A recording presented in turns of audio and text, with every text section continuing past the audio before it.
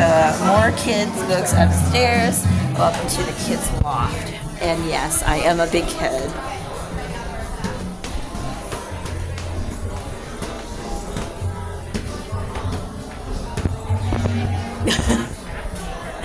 Ooh. It's the map maker.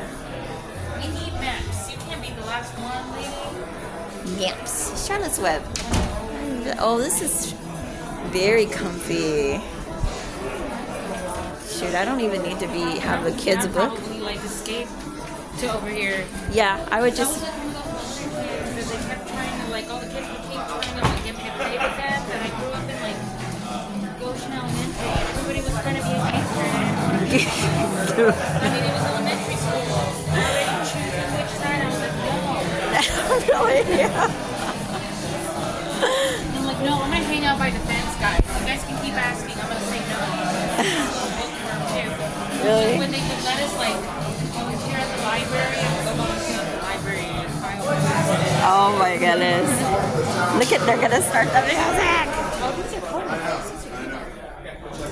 It smells so good up here.